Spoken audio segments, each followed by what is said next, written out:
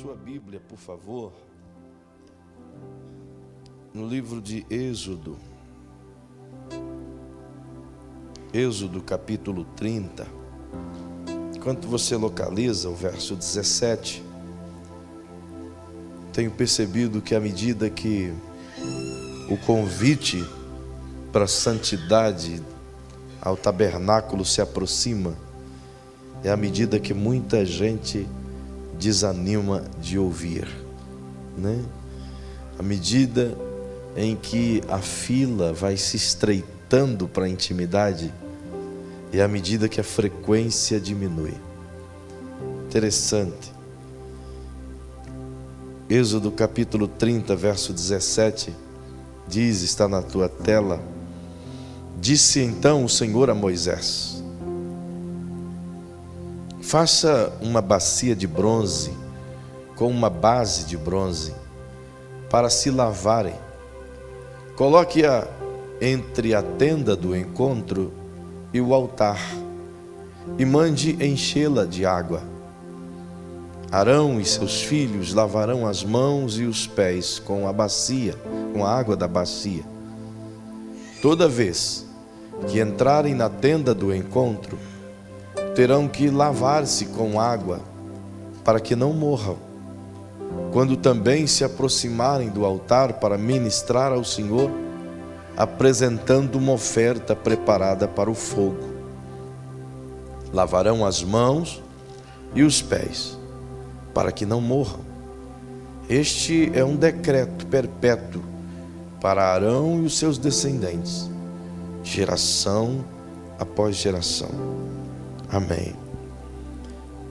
Enquanto você dá uma pausa no seu entendimento nesse texto, permita fazer uma propaganda abençoada e lembrá-los, os filhos queridos, que de alguma maneira, em algum tempo, tiveram o desejo no seu coração de ajudar a manter um missionário na Índia, ou no Nepal, ou em Burkina Faso, ou Mali, e por uma ocasião ou outra não pôde continuar a manter sua contribuição, eu peço encarecidamente que reconsidere e comece de novo de onde parou, visto que a demanda tem aumentado a cada semana. A demanda que eu digo é as lutas de nossos missionários, e muitos irmãos têm nos ajudado, mas uma grande parte começa, mas não continua. E é tão difícil, porque se eu consigo, por exemplo, 5 pessoas que gentilmente decidem, com um valor específico, ajudar um missionário mensal, então nós somamos essas 5 pessoas e entendemos o valor deste é suficiente para ajudar um missionário tal, e comprometemos-nos com o missionário. Mas infelizmente, dessas 5, talvez 2, com 2 ou 3 meses, param de contribuir. Nós não podemos parar de contribuir com o missionário, porque agora ele conta só com isso. Então, um para, outro para, isso vai ficando tão difícil. Aí eu preciso sair, viajar, correr o campo, para tentar levantar recursos, para estar suprindo necessidades, ou avançando mais ainda. Enquanto a gente está nadando de braçada aqui, milhares estão morrendo por causa de Jesus. E não se engane, filhos, esse vento de perseguição vai chegar nessa terra. Não se enganem. Vai chegar um tempo em que vai ter que ser crente quem quiser ser crente. Vai chegar um tempo de peneira nessa nação. E ai daquele que não estiver agarrado com Cristo de verdade. Ai daquele. Então, vamos nos advertir das nossas caridades. E se você puder fazer isso, ajude. Eu lancei esse projeto aqui. Eu amo missões. Vai ter várias frases. Amo Índia, amo África, amo Mali, amo Nepal, países que a gente tem missionários, e terão apenas 3 cores: preta, branca e azul escura. E essas camisetas serão vendidas via internet no site da missão, mas aqui para nós elas serão encomendadas. Quem quiser, basta nos procurar, dar o seu tamaninho, que tudo por encomenda. Vai custar apenas 30 pila. Para você ter uma ideia, são camisetas de alto padrão de qualidade. Essa malha é a melhor malha de algodão puro que tem em Santa Catarina. Então eu quero vender 100 camisetas por mês, em nome de Jesus, para sustentar mais missionários. Então quem quiser, eu vou estar divulgando cada culto. Vocês vão me ver sempre de camiseta agora. As pessoas estão vendo isso aqui, de alguma forma a gente está transmitindo uma lição de paixão missionária. Entende? Então eu e minha esposa somos os modelos, né? Eu sou o modelo bem arrumado para tamanhos especiais e ela tem um modelo para todo tamanho legal. Então você tem, se quiser, pode nos ajudar. Queridos, nós estamos concentrados nessa fala já há alguns dias, e eu percebo que é um assunto empolgante, lindo, perfeito, mas ele é confrontador. Não é um assunto que propõe essa troca de valores com Deus. Não é um assunto que convida-nos para viver um evangelho mercantilizado. Nem tampouco é um assunto que propõe um Deus de negócios.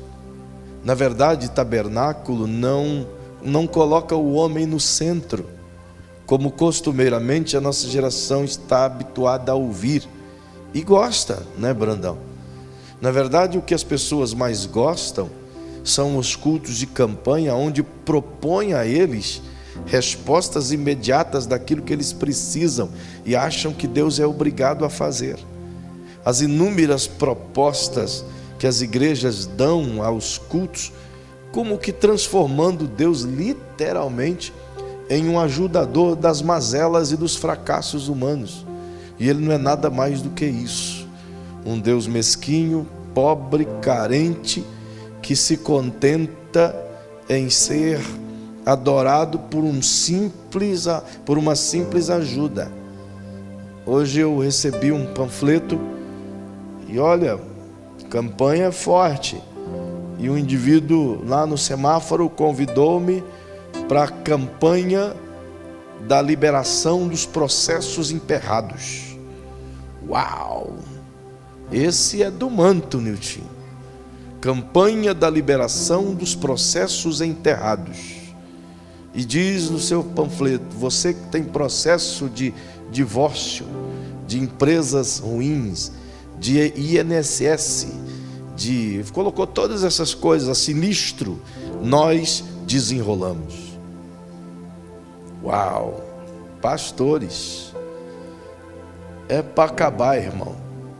Então, a gente às vezes até se frustra, porque se você propor uma campanha das 7 semanas das portas abertas, o meu público vai aumentar. Não é verdade? Mas quando você propõe o caminho do Santo dos Santos, que a ideia é justamente chegar no Santo dos Santos, e se você entrar lá e, como cantamos agora há pouco, experimentar o Santo dos Santos, você nunca mais vai querer outra coisa. Mas o caminho do Santo dos Santos não parece muito atrativo, porque ele não coloca o homem como centro, ele coloca Deus como pessoa principal.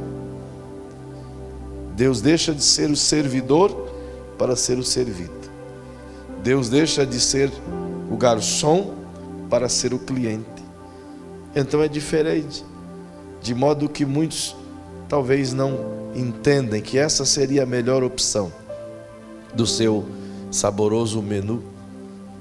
E nós estamos trabalhando nesse contexto, tentando mostrar que é possível, que podemos ir mais além, que podemos avançar em Deus como um rio profundo e passo a passo afundar até as águas submergirem, de modo que entendemos o primeiro nível de intimidade com o Pai, em relacionamento com Ele, do que chamamos de agradecidos, mas insatisfeitos, onde a gente entendeu que podemos estar agradecidos pelas bênçãos ricas que Ele tem dado, mas que de alguma maneira devemos estar insatisfeitos por ainda continuarmos na porta do átrio, sabendo que nós temos todo um trajeto pela frente, de passar pelo altar, passar pela pia de bronze, entrar pela porta da tenda do encontro, das 5 bases que tem lá, e entrando na tenda do encontro, se deparar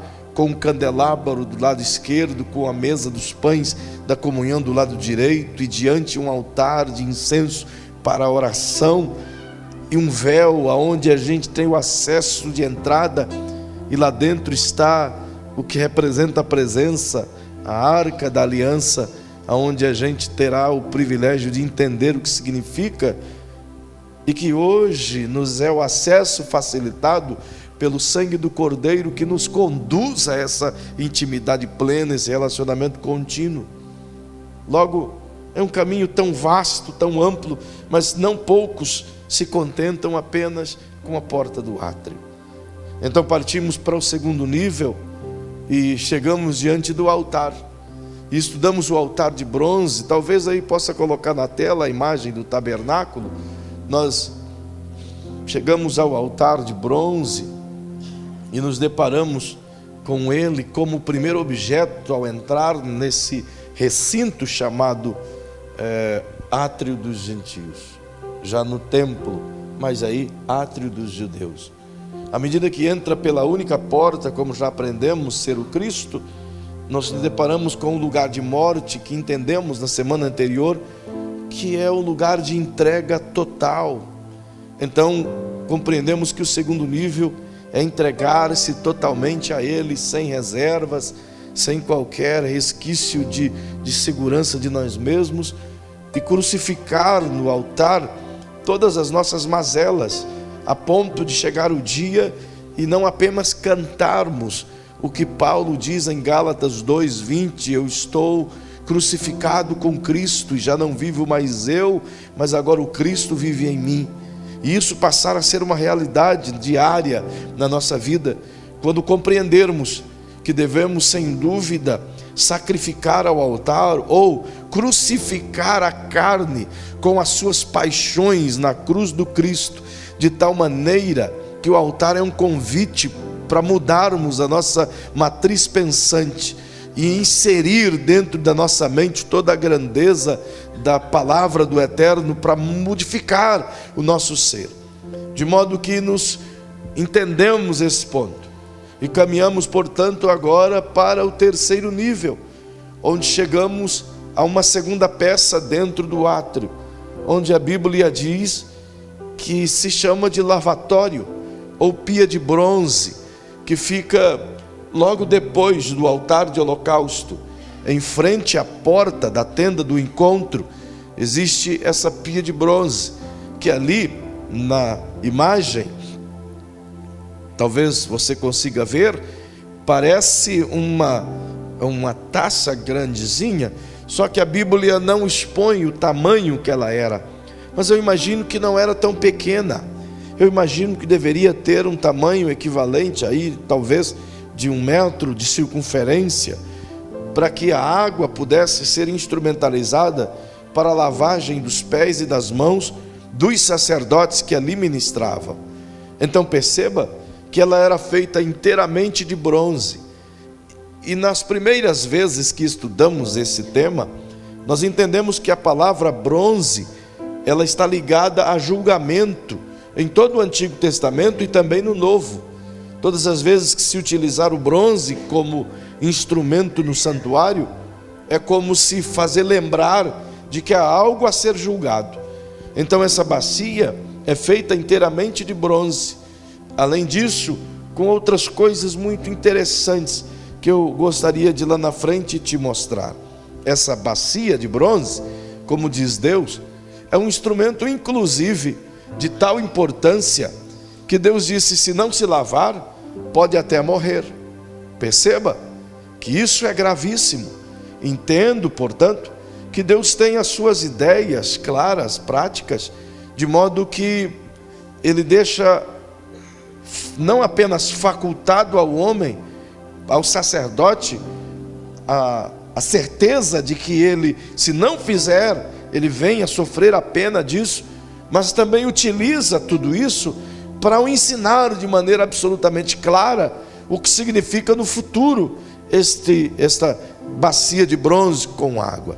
Perceba que a representação disso, observando no futuro, isto é, olhando lá na frente, já nos evangelhos, tentando entender o que Deus estava querendo mostrar. Se o altar de bronze significava, portanto, o sacrifício do Cristo, e nos tornamos um altar com Ele, para o sacrifício diário, de uma vez por todas a nossa justiça ter sido comprada por Cristo nesse lugar, então agora nós temos o privilégio de perceber que há também nessa segunda peça um significado. Se não percebam, quando ele estabelece isso, quer dizer que esta bacia de bronze representa a palavra de Deus. Sim, em todos os aspectos. Representa a palavra no sentido de julgamento. Por quê? Porque o bronze traduz julgamento. E esse bronze é que recebe a água. E a Bíblia é que chama a palavra de Deus como água, que lava, que purifica. Se não, perceba aí na sua Bíblia. Olhe, por favor, lá no Evangelho de João, no capítulo 13. Vem comigo, por bondade. Evangelho de João, capítulo 13, verso 10. O Senhor nos conduz a entender. João 13 e 10. Disse Jesus: quem já se banhou precisa apenas lavar os pés. Todo o seu corpo está limpo. Vocês estão limpos, mas nem todos. Esta passagem se refere ao momento em que Jesus está lavando os pés dos discípulos. E então, na prosa com Pedro, Pedro diz: lava todo o meu corpo, então minha cabeça também. E Jesus disse: não é necessário. É necessário lavar apenas as tuas mãos e os teus pés, porque o seu corpo já foi limpo. Ele não estava falando de banho físico, ele estava falando de banho na alma. Ele estava falando de pureza, de santificação, de regeneração, de extrair a sujeira e agora estar pronto para caminhar com Jesus. É por isso que ele diz: mas nem todos, porque ele está citando Judas, que não estava com seu coração purificado.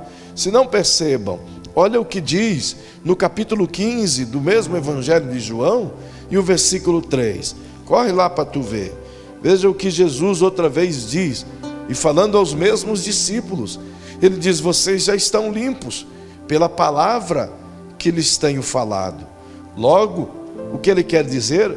Que o que purifica o homem, que o que limpa o homem, não é as coisas dessa vida, mas é a palavra, que o que faz com que o homem seja transformado por dentro é a grandeza da palavra. E perceba que ela é um instrumento santificador. Se você puder, vai comigo numa carta do apóstolo Paulo à igreja de Éfeso, lá no capítulo 5. Vamos tentar encontrar alguma coisa relevante, mais do que isto que a gente já falou. Olha o que diz Paulo à igreja em Éfeso, no capítulo 5 e o verso 25. É uma fala que Paulo dá aos maridos, a nós, portanto. E ele diz assim: maridos, ame cada um a sua mulher, assim como Cristo amou a igreja e entregou-se por ela. Verso 26, olha que lindo, por favor. Para santificá-la, tendo-a purificado pelo lavar da água, mediante a palavra. Para quê? Olha o verso 27. A fim de apresentá-la a si mesmo como igreja gloriosa, sem mancha, sem ruga ou coisa semelhante, mas santa e inculpável. esteja certo que a gente vai voltar nesse texto aqui, mas eu estou te mostrando apenas agora a referência do versículo 26, no que diz que a palavra nos lava por dentro. À medida que a palavra vem para dentro, é à medida que ela nos purifica. É por isso que Jesus diz no capítulo 8 do Evangelho de João, e o verso 32, dizendo: e conhecereis a verdade, e a verdade vos libertará. Ele está dizendo que a verdade que liberta é a palavra arrebatadora, que entra dentro da alma e tira as prisões da ignorância, desencarcera o entendimento e coloca dentro dele a liberalidade da palavra. E ela vem tirando os sofismas, arrancando todo o engano e purificando o interior do homem.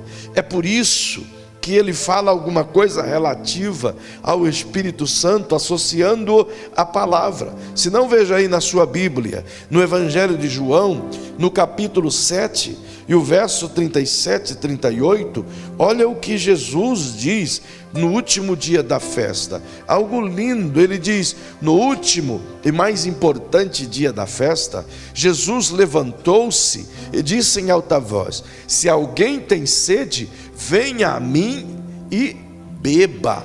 Olha o verso 38. Quem crer em mim, como diz a Escritura, do seu interior fluirão rios de água viva. Diz o texto, isso falava do seu Espírito que havia de vir. Por quê? Porque o Espírito é quem vivifica a palavra dentro de nós. É o Espírito que pega a palavra de Deus e a produz vivacidade dentro de nós. É Ele que, por conta de sua graça e de seu amor absoluto, transfere todo o saber do Cristo para dentro de nós e revela a vontade de Deus ao nosso ser, comparando-a com aquilo que a gente entende aqui dentro e nos confrontando. Então começa a produzir coisas boas pelo fato de a palavra ter transformado aqui por dentro. Então não é o sacrifício humano que produz transformação, mas é a ação direta da palavra movida pelo Espírito Santo dentro de nós. Perceba que Jesus, em um diálogo no mesmo Evangelho de João, ele fala a um homem chamado Nicodemos que ninguém consegue ser salvo se não nascer de novo. E aí ele discute com Jesus como é que um homem pode voltar a entrar no ventre de sua mãe já sendo velho. E Jesus tira uma onda dele e diz: e você não diz ser mestre em Israel e não sabe explicar essas coisas? Como quem fosse uma coisa tão simples assim, né? Mas perceba que, não sabendo, Jesus diz: olha, o que é nascido do Espírito é Espírito. Agora você precisa entender que para conviver com Deus, você tem que nascer da água e do Espírito. Ou seja, você tem que ser lavado por dentro, transformado por dentro, por meio do Espírito que transforma, até o seu espírito estar em conexão plena.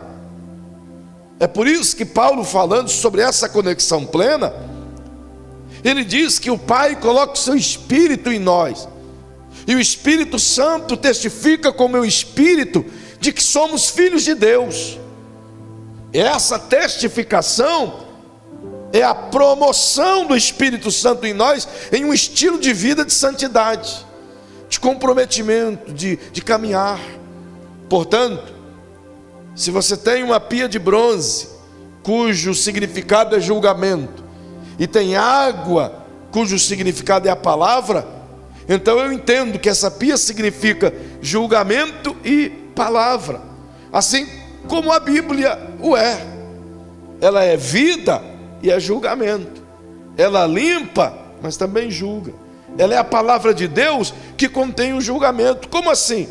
Eu não tenho direito de olhar para o pastor Hélio e julgá-lo, nem julgar as suas práticas. Eu não tenho direito. Ele pode até pecar, em algum momento errar na vida, mas eu não tenho direito de julgar o erro dele. Eu não tenho, porque a Bíblia diz nas palavras de Jesus que na mesma medida em que eu julgar, eu serei julgado. Outra vez ele diz: a ninguém vós julgais. Outro dia ele disse: eu também não julgo ninguém. Perceba que em uma ocasião no Evangelho de João 3, 17 e 18, ele diz: eu não vim para condenar o mundo, e para condenar é só depois de julgamento. Ele diz: eu vim para salvar o mundo. Embora o Pai entregou na mão dele todo juízo, para que ele julgue segundo a reta justiça, mas é Jesus que um dia julgará cada um segundo as suas obras. Mas eu não tenho esse direito, eu não posso fazê-lo, não cabe a mim, mas a palavra faz. E como a palavra julga, as minhas atitudes comparadas ao que ela orienta, é o julgamento. Aqui tem não só o conselho, como tem também aquilo que eu recebo como recompensa mediante a minha prática. Então a minha paga está também aqui. Então ela não só me julga, mas ela também me limpa. E ela me limpa porque ela me julga. A Bíblia é capaz de me limpar porque ela consegue apontar os meus erros. Ela consegue. E o único que pode fazer isso é Deus. Ninguém mais. Ninguém tem esse poder, esse acesso. Por que não tem, Xande? Porque na mesma medida em que eu te julgo por conta do teu pecado, eu também já estou pecando pelo fato de julgar-te. Então eu não tenho direito, mas a palavra tem. Logo, ela é essa vivacidade. Entenda que o altar era derramamento de sangue. Altar, portanto, significa entrega de sangue, ou seja, algo que eu tive que tirar de mim para ofertar. Mas a palavra significa algo dado, algo que Deus dá para me curar. Enquanto que no altar eu exponho as minhas mazelas e crucifico com Cristo, na bacia a ideia é que a palavra entre dentro de mim e purifique-me por dentro, em um processo contínuo. Perceba como Deus diz de maneira muito clara. Diz Deus que era para o sacerdote e o sumo sacerdote lavar as mãos e lavar os pés. Observa-se que ao ele entrar no tabernáculo, como você viu naquela imagem que estava ali, ao ele entrar na porta principal, na porta do átrio, dá para pôr a tela aí, filha, por favor, para que os irmãos olhem e vejam. Quando você entra por aquela porta, digamos, o sacerdote, ele entra por essa única porta roxa que está aqui, diante dele está o altar. Então, até o altar, ele é apenas um homem que precisa sacrificar, porque o sacerdote também precisava sacrificar animais pelo seu pecado. Do altar para diante, ele passa a estar a serviço.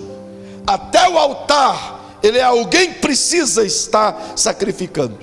Do altar para diante, ele é alguém a serviço de Deus, em processo contínuo ao Santo dos Santos. Por isso Deus diz: você agora precisa aprender a caminhar num processo de purificação. Por isso ele sai do altar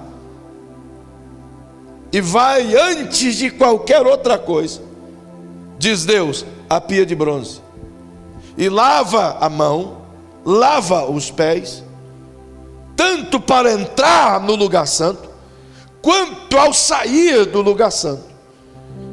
Tanto para entrar no lugar santo, quanto para sacrificar no altar. Ele não pode sacrificar no altar sem antes lavar os pés e lavar as mãos.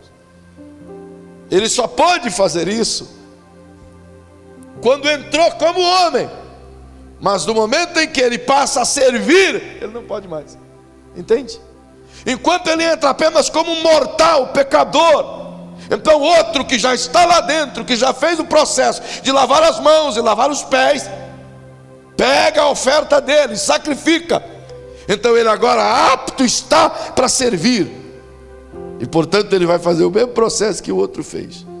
Logo entenda o que Deus quer nos ensinar com isso. Observa que Deus disse: tem que lavar as mãos e tem que lavar os pés, porque senão morrerá.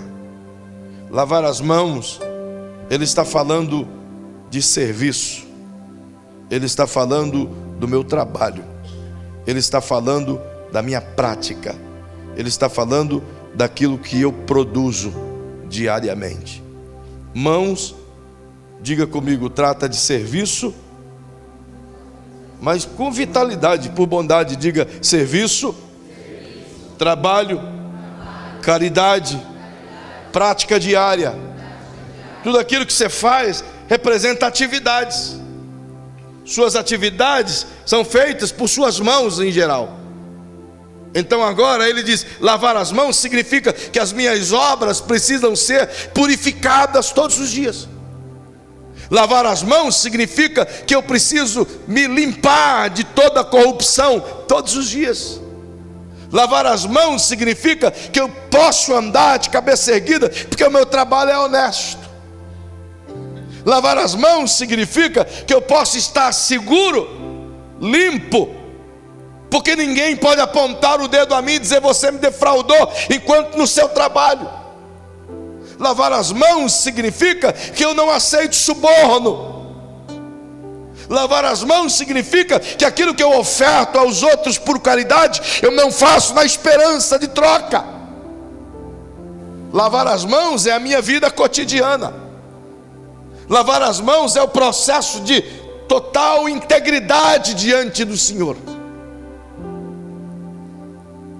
Há pouco tempo atrás, um irmão, glorifico a Deus pela atitude deste, deixou de ter um salário melhor para não aceitar a corrupção.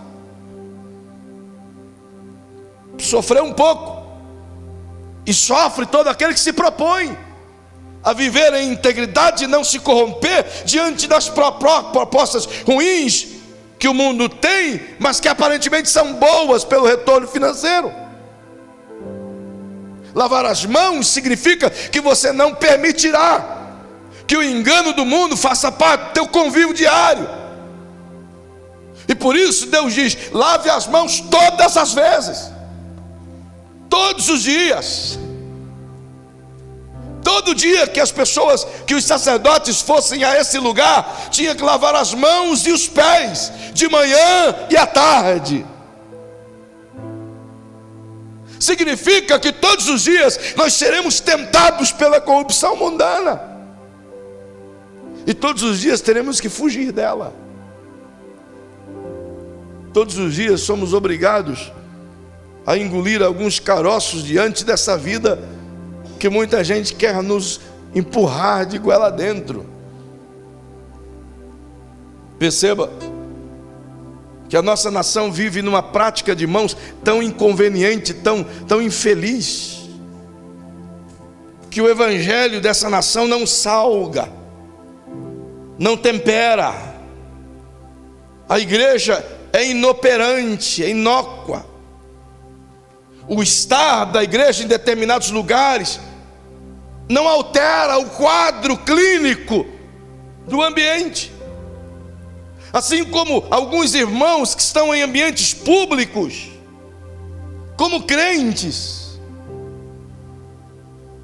não altera o ambiente o fato de ele estar ali. Ele é crente, mas o ambiente continua o mesmo.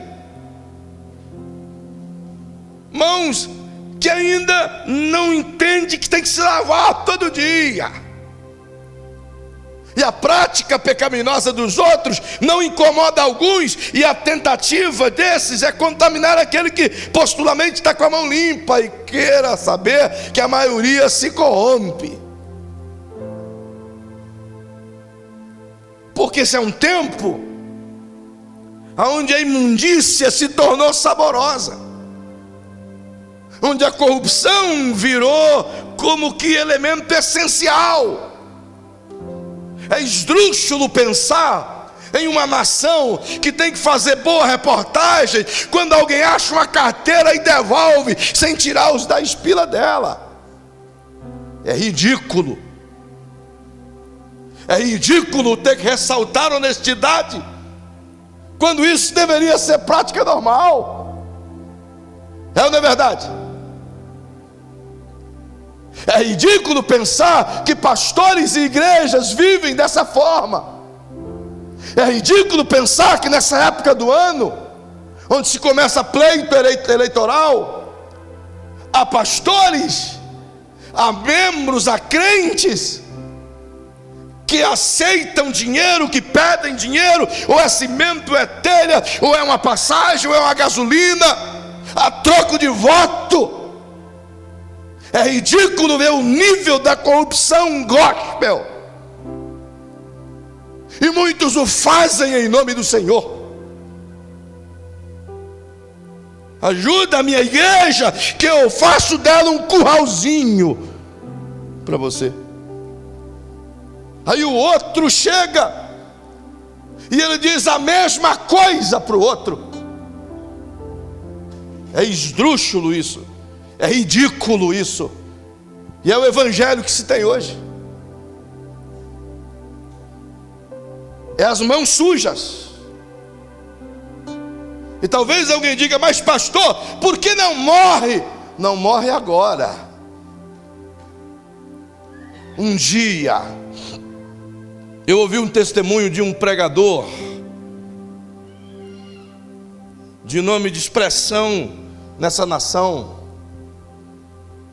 E esse pregador brincava com Deus e mantinha as mãos e os pés sujos e ministrava no altar. E a sua vida pregressa avolumava-se a cada dia com prostituição. Deixava a esposa em casa e levava a amante para a igreja e apresentava-na como a esposa mais jovem. E isso foi acontecendo durante muito tempo, e ocasiões em que a ministração se torna tão profissional e os crentes se tornam tão famintos que qualquer pomba o engana como uma águia. O cara vê uma faísca e imagina que é uma fogueira. Então, estava faceiro, porque determinados congressos o mover era tão grande. Em um determinado congresso, enquanto o mover está acontecendo, ele diz para si mesmo diante de Deus, diz: Deus, eu não te entendo. Quanto mais eu peco, mais tu me usa. Eu devo ser importante para o teu reino. Quando terminou de falar tal frase, como que um trovão retumbou na igreja. E ele diz que isso foi ouvido por todos que estavam no ambiente. E o trovão disse em voz audível: te encontro no juízo final. Deus não é Deus de brincadeira. Ele ainda escreve na parede: mene, mene, tekel, facim, pesado foste na balança e foste achado em falta. E a Bíblia diz que o juízo começa pela casa dele. E ai dessa nação cristã. Estejam certos que o Senhor vai chacoalhar a figueira e os figos podres vão cair. Esteja certo disso. Então o que devemos fazer é nos lançar diante dele com rogos e com oração e dizer: poupa-nos, Senhor, pela tua justiça. E que a santidade do Eterno nos constranja a querer todos os dias uma vida purificada no altar. E que possamos sim ter coragem de nos submeter a esta palavra, e que esta palavra nos conduza de fato e verdade a uma limpeza de mãos e de pés. O que dificulta a pregação no evangelho dessa nação não é o evangelho em si. O evangelho em si é poderoso para salvar, pois Paulo diz: eu não me envergonho do evangelho, pois é poder de Deus para a salvação de todo aquele que crê, primeiramente do judeu e também do grego. Você perdeu a oportunidade de dar glória a Deus e quem sabe até aplaudir o Cristo. Atrasado, mas valeu. Antes tarde do que nunca. E diante dessa dificuldade, o que sobra? Eu tenho orado e dito: Senhor, se passar nós todos na tua peneira, o que sobra? Paulo diz: se julgássemos a nós mesmos, não seríamos julgados. Domingo é dia de ceia, e todo lugar, todo mundo lê o mesmo texto. Examine-se o homem a si mesmo. Talvez na próxima semana eu te falo porque Deus diz: faz uma bacia de bronze. E no capítulo 38 de Êxodo, e o verso 8, Deus diz: a bacia que você vai fazer de bronze, Moisés, faz com o bronze dos espelhos das mulheres. Porque toda vez que você for se lavar, você vai se ver. Toda vez que você inclinar para lavar a mão, Moisés, teu rosto vai aparecer. Examine-se a si mesmo, e assim coma desse pão e beba desse cálice, mãos limpas. Os discípulos de Jesus em João 13 estavam com seus pés sujos, mas as suas mãos já estavam limpas. Então Jesus lavou os seus pés, mas Judas estava com os pés limpos, as mãos limpas, mas o coração sujo. E tudo que o coração tem, as mãos reproduz. É por isso que a Bíblia diz que a boca só fala aquilo que está cheio aqui dentro. Se eu quero viver uma vida com Deus, eu tenho que primeiro olhar para mim mesmo e deixar de ser hipócrita, e entender que o pecado do irmão, ele dará conta de si mesmo. Eu tenho que cuidar do meu próprio pecado. Deus não diz lava a mão do seu irmão, Deus diz lava a sua própria mão. Se eu quero intimidade, eu tenho que cuidar de mim mesmo. A minha santidade tem que ser colocada em prática. Deus diz: os pés também têm que ser lavados. Ele está falando de caminhada. Diga para quem está ao seu lado, e já vai aproveitando e ficando em pé. Diga para quem está ao seu lado: os pés fala de caminhada, fala de rasto, fala de testemunho, fala do que os outros veem em mim. Não vou nem entrar nessa parte. Onde eu passo, o que os meus rastros denunciam, né, Evanilton? Quem olha para onde o Emerson passou, o que eles dizem?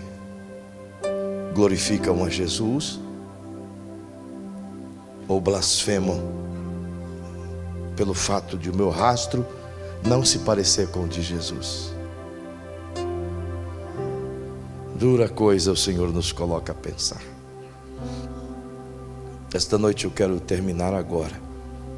É só a introdução desse momento aqui. Eu não vou me afundar para te deixar sem ter a completude. Por isso, nós paramos agora. Mas eu queria que você, se puder, tiver essa sensibilidade e quiser ir até o Santo dos Santos, se você quiser ir mais profundo e mais além, se você quer experimentar tudo aquilo que Deus pode e quer te dar aqui,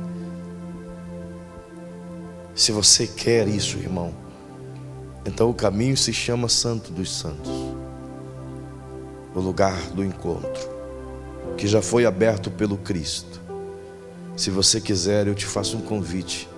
Nós vamos orar agora, e você vai pedir para Deus sondar o teu interior, se tiver coragem, e dizer: Deus, sonda-me, vê se há em mim um caminho mau, sonda-me, esquadrinha-me. Davi disse no Salmo 139: para onde me irei do teu Espírito? Se subir ao céu, tu estás.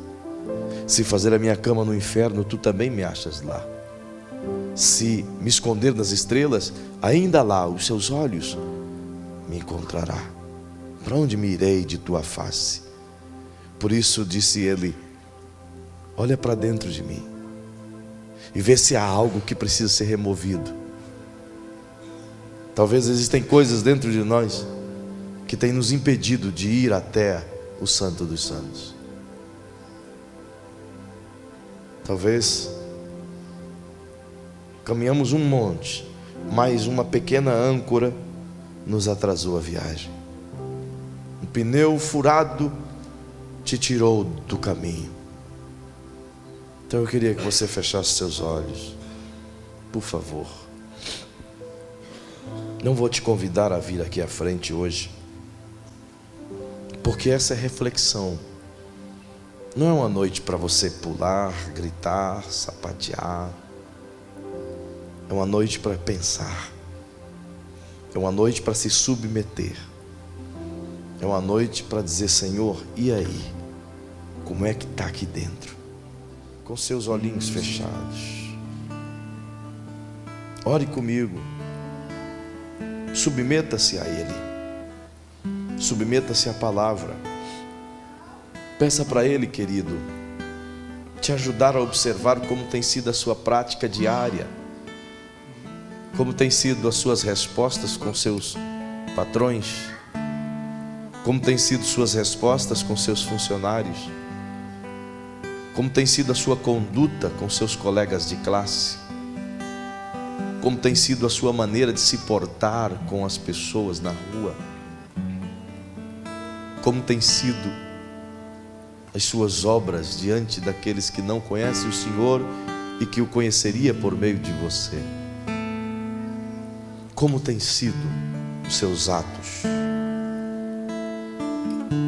Correspondem com a mensagem do Evangelho? Testificam do amor de Jesus? Se não, não há condenação para você aqui esta noite. Também não há julgamento. A misericórdia, a compaixão, a renovo, a porta aberta. Há um convite para a santificação.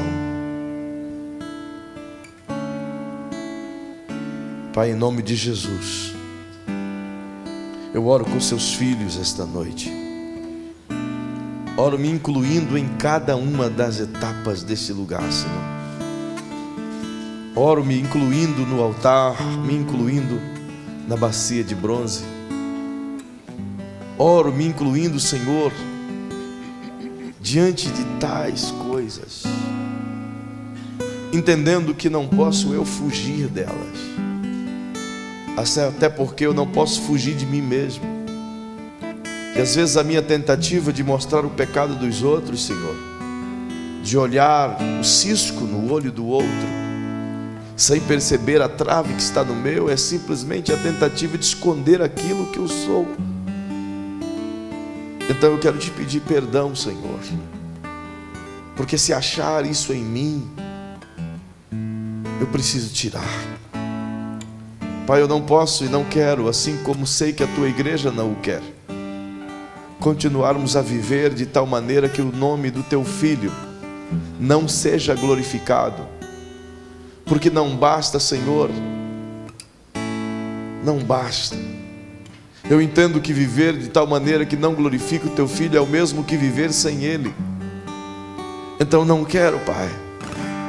Eu quero que a minha vida seja um instrumento de louvor ao nome de Jesus. Porque sei que se assim eu o fizer, outras vidas olharão os meus rastros e desejarão mudar as suas vidas, porque entendem que quem mudou a minha foi o Cristo que Ele viu em mim. Então, Senhor, tem muita gente assim como eu que está sondando o coração agora. Tem muita gente que assim como eu está cansada de repetir as mesmas coisas, de cometer as mesmas falhas, de tropeçar nos mesmos erros. Tem muita gente que assim como eu tem tentado mudar a sua própria vida, Mas, Pai, as nossas tentativas são vãs, porque tentamos do nosso jeito. Então nós queremos essa pia, nós queremos ser lavados por dentro, porque limpos por dentro, o resultado vê por fora. Mas a maioria de nós tem tentado, Senhor, lavar-nos por fora, enquanto que por dentro continua a mesma coisa. Eu não quero ser chamado de sepulcro caiado, Senhor. Não quero. Não quero que a tua igreja também, no qual me deste a responsabilidade de cuidar, de orientar, seja encontrada falhas nela por minha incapacidade de ensinar, ou pela minha negligência de orientar, Senhor. Que a tua igreja seja santificada pelo teu Espírito, de modo que a santidade dela possa provocar diferença nesta cidade, Senhor. Que a santidade de filhos que estão aqui possam provocar mudanças radicais na vida de outras pessoas dos quais eles convivem. Oh, Senhor, que eu seja um testemunho vivo, sem palavras, que as pessoas olhem para nós e te vejam. Mas para isso acontecer, Senhor, nós precisamos olhar no espelho, para dentro de nós mesmos. E às vezes não queremos, porque a verdade dói.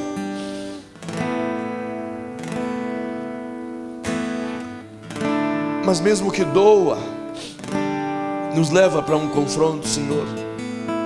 Nos leva para estar face a face contigo. É o único jeito de a nossa vida ser transformada.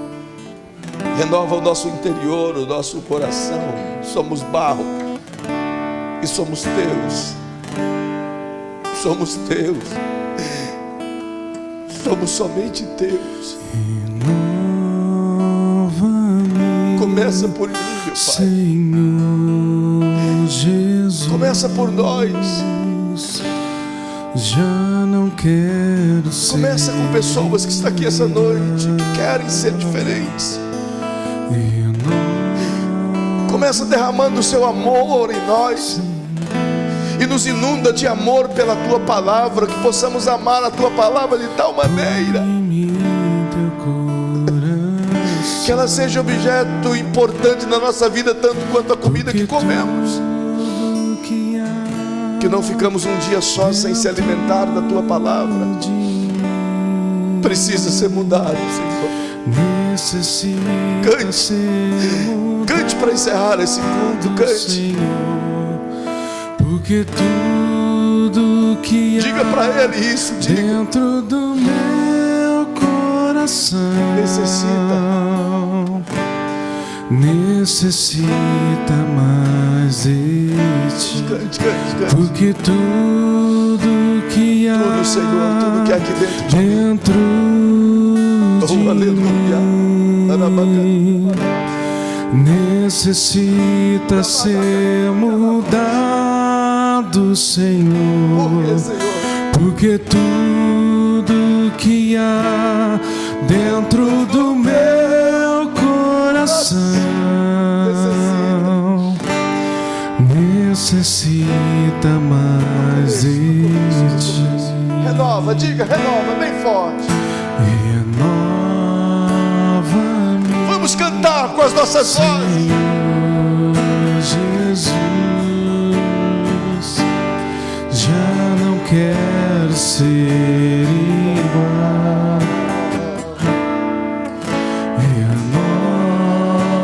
Renova-me, Senhor Jesus. Renova-nos, Senhor. Aleluia. Põe em mim teu coração. Aleluia. Porque tudo que há dentro de mim, oh, aleluia,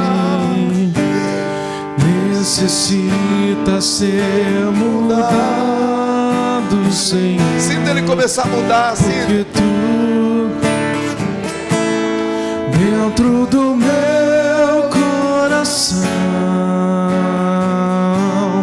necessita mais de para terminar. porque tudo que há dentro de mim necessita ser mudado, porque tudo que há dentro do meu coração necessita mais de ti,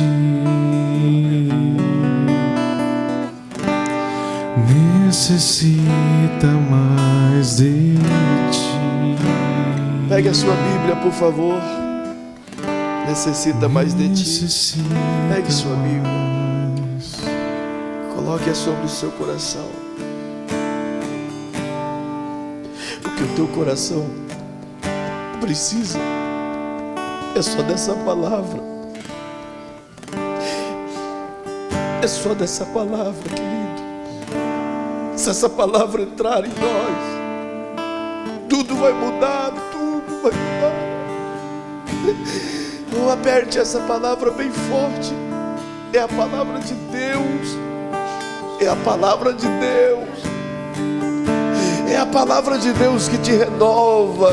Porque tudo que há dentro de mim necessita ser mudado, Senhor. Porque tudo que há dentro do meu coração necessita mais de ti,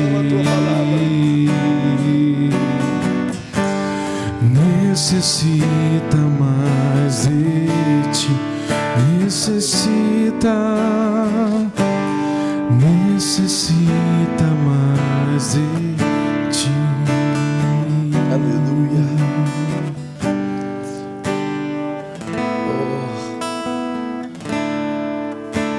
Que o Senhor te conceda uma quinta-feira cheia do Espírito Santo. Que o seu final de semana seja recheado com o Senhor. Que as suas refeições sejam tomadas pelo Cristo. E que a bênção de Deus venha sobre você, sobre sua casa, sobre sua família.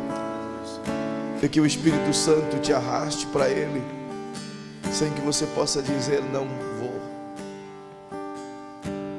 Que o grande amor de Deus, que a paz do Cristo e que a comunhão do Espírito Santo esteja sobre todos vocês.